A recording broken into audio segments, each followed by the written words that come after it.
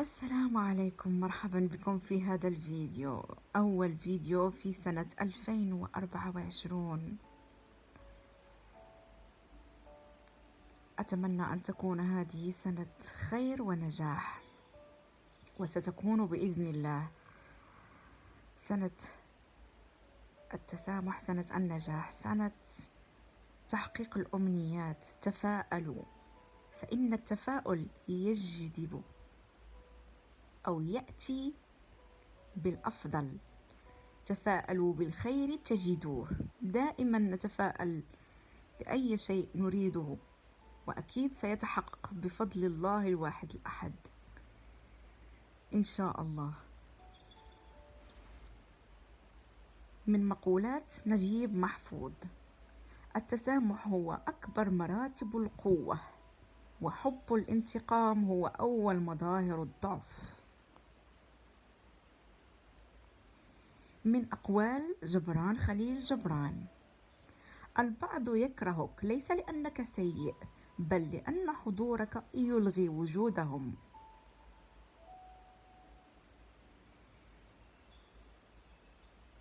من مقولات نزار قباني: لا تعاتب أحد، فمن أحب حكى، ومن اشتاق أتى، كفانا أوهاما.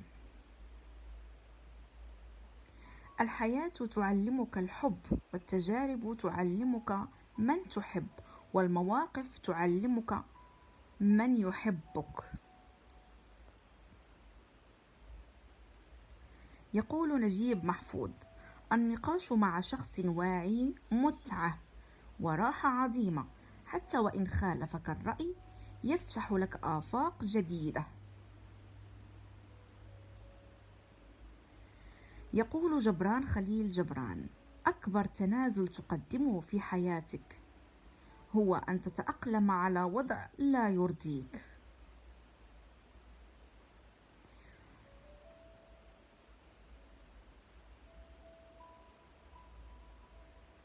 يقول دوستويفسكي: الابتعاد عن الناس الذين يعكرون مزاجك هو حق من حقوق نفسك. كلما كنت نقيا كلما أحبك الأطفال والحيوانات والطيور والشجر وبعض البشر.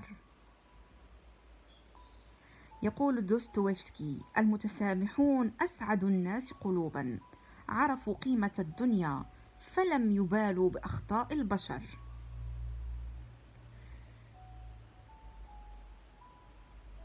يقول جبران خليل جبران: شعور مؤلم عندما لا تجد من تخبره أنك لست بخير.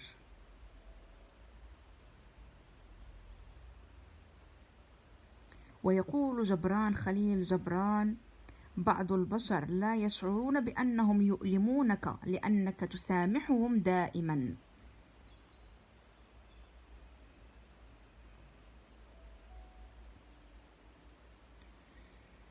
يقول جورج برنارد شو: إذا أردت اكتشاف عقل الإنسان فانظر إليه كيف يحاور من يخالفه الرأي.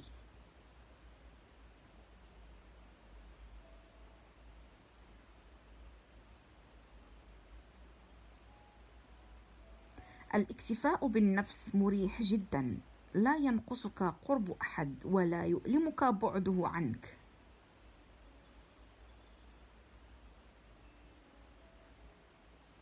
إياك أن تحزن، لن يشعر بك أحد إلا صحتك. لا حاجة لنا بشخص يستكتر علينا نفسه، وكأننا لا نملك من البشرية سوى رفقته. الأقوال للكل والأفعال للصادقين.